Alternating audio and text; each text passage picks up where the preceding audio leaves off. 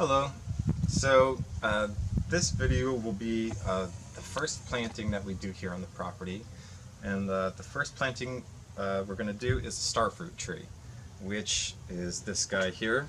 And we've had him, the cameraman and myself used to live in a townhouse before moving to this farm, and we didn't have a lot of space to grow plants, so this was on the front patio in a container, and we've had it for about 2 going on 3 years, and it's done really well for us and it's put off a ton of fruit. But this summer we had Hurricane Irma, and I did not know how wind intolerant this plant is, so it did take a lot of damage in the wind. We didn't move it, I didn't know better, and it got some 100-mile winds on it, and this side here was sticking out, and this side here was kind of blocked by a wall, so you can kind of see the difference.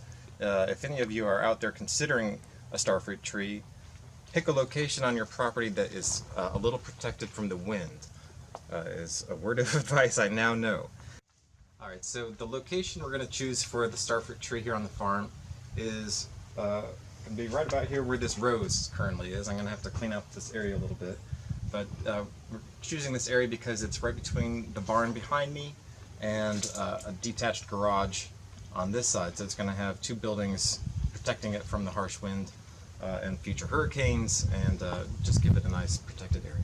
So I'm going to start cleaning this out, and I'll be back when this is ready to go with starting to dig the hole and all that.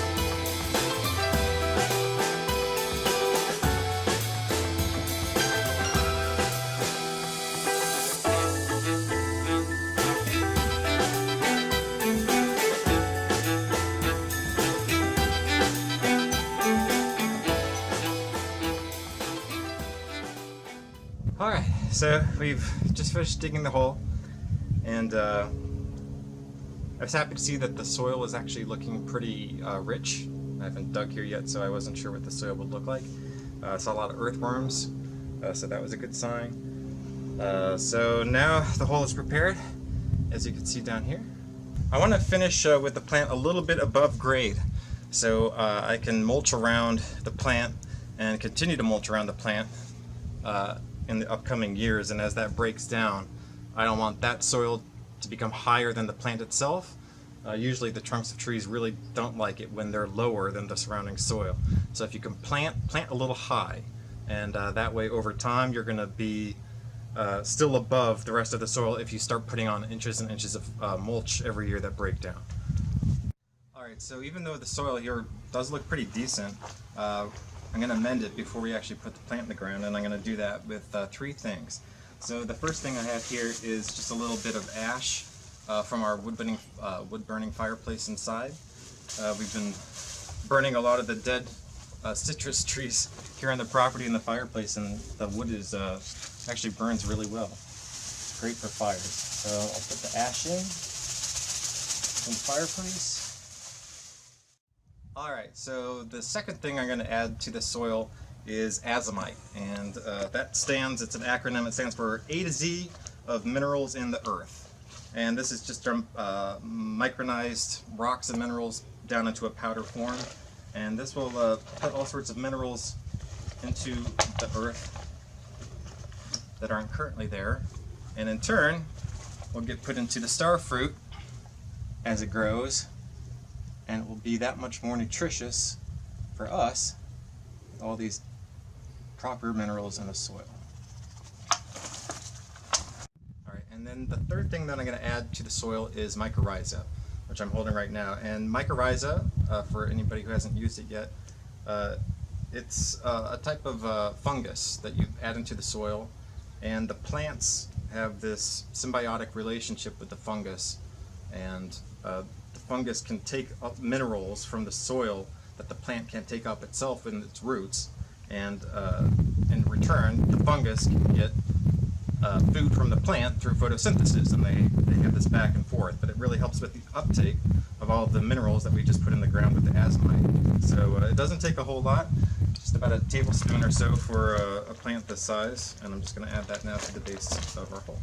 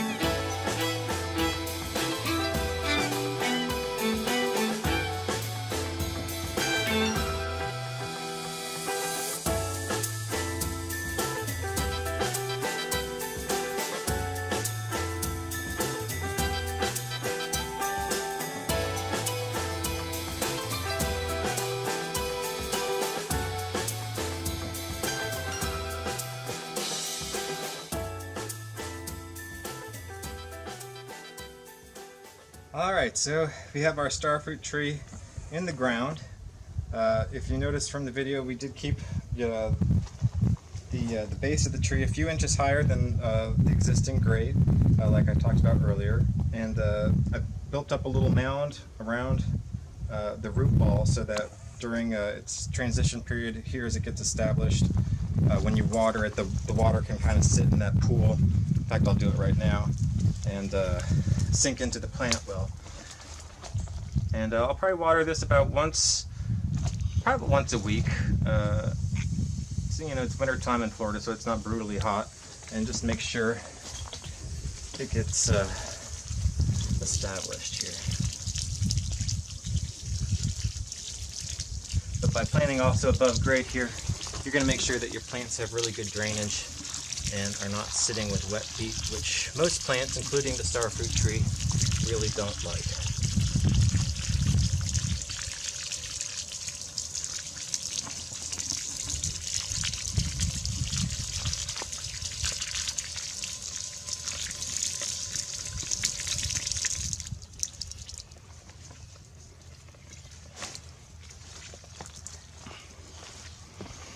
Alright, so the last thing I'm going to do is just apply a little bit more ash from the fireplace, do a top dressing on the soil, and water that in really well again. And then I'm just going to keep an eye on this tree over the next weeks and months, make sure it doesn't dry out too much, and then we'll do update videos in the future and show you how this tree's doing. So thanks for watching.